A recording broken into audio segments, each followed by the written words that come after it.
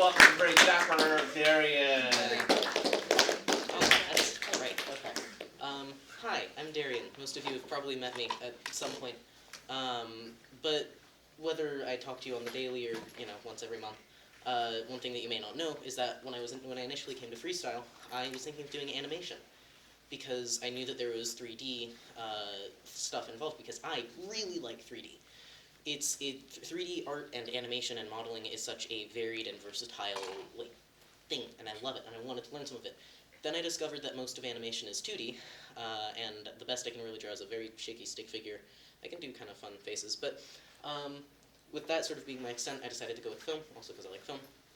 But my interest in 3D stuff has still persisted, I think. I forgot to click into the slide. Let me do that real quick. Alright, great, and that's pretty much the thing. With my interest in 3D stuff, I decided to look at character modeling, which is a very important part of anything animation.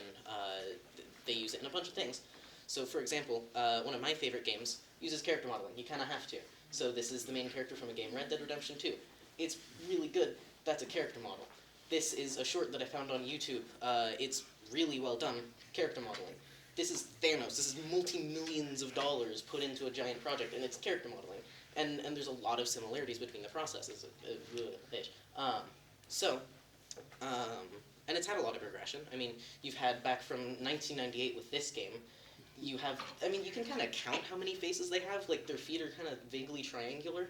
It's a little rough. And then you look at a game from further in the series, and it's a lot more, complicated. Same thing with Halo, with Master Chief, and there's a lot of difference in detail, but a lot of the foundational aspects just are still the same.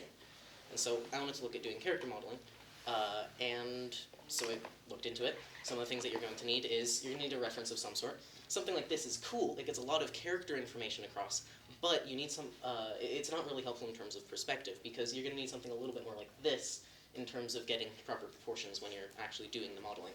You're also going to need a 3D software to use. There's things like Blender and Maya, and I decided to go with Blender because it's the next thing that you're probably going to need, which is at least basic knowledge of your program. According to the info I found on this that I found on my computer, this is from August of 2022, and that was using a Sketchfab model I got off online for free, and after a bit more practice starting to make my own stuff, I made some stuff that I'm actually kind of happy with. So I've got some background knowledge in Blender, but I wasn't sure how much of it would be transferable onto this project because it's very different. Like, looking between the shapes of a box, this is almost exclusively cubes and rectangles and that sort of shape. And it's not to say that I didn't put work into it. That took a while. I think that was probably an ongoing project of a year and a half. But it's a very different style to this. Computers are built for those sort of mathematical shapes and harder edges and less organic stuff is what computers are best at. And so figuring out how to do something that's a little more organic, literally in this case, is interesting, and I wanted to look at doing it, see how much of it was transferable. And so I went online. I used a reference image for proportions, which I completely forgot to put in the slides.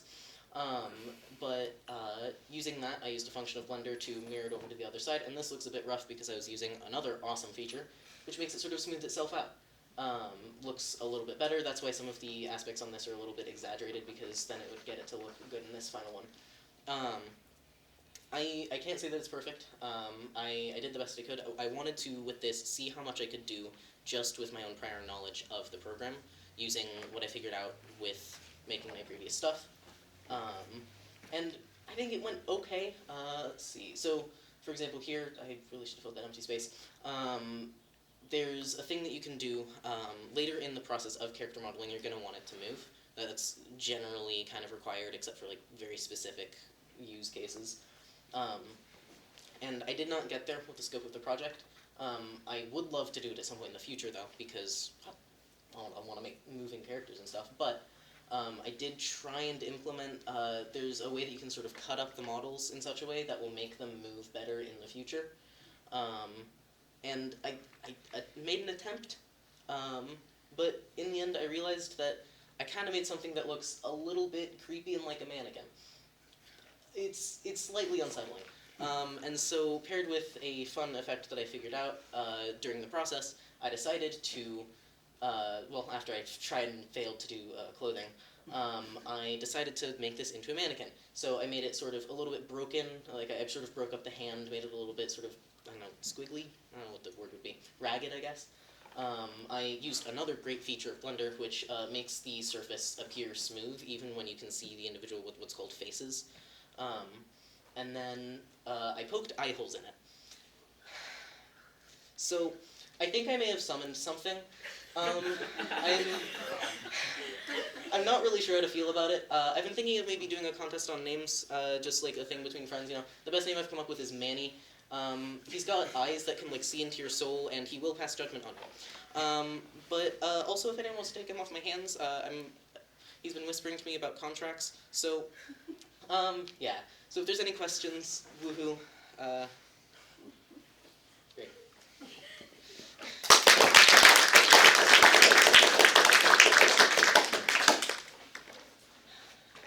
Questions? I would like to say that I'd say your project, it looks great. I like it. You did pretty good on it. So how did you add the lighting and stuff in those final few images? One of the things that Blender does is you can get like light objects, and that along with compositing, which lets you add like glow and stuff. And I figured out while I was like thinking what to do with the final product, I figured out that if you took like a hallway basically and made all of the sides perfectly reflective, you can get this like mirror chamber effect. And I gave it red eyes and made it. I think that file is literally titled "Unsettling Hall." So that's The final thing kind of reminded me of FNAF, you know? Like, it's something that would like jump up at you, like jump scare you. I like how in your process you kind of went with it, like you kind of decided to make it look creepy. I think that was a cool thing to do because you kind of went with how it was going. Are you gonna make more little creepy mannequins like that? I'm considering. I would at some point also like to make something that looks a little bit more alive, and less possessed. But I think it was important to learn. I learned more of like what not to do with this. I think next time I am going to be following tutorials a little more closely. Orlando? Are you gonna do animation next year? No. Sorry. I'm sticking with film, but I might find a way to integrate this into film. Well, thank you very much.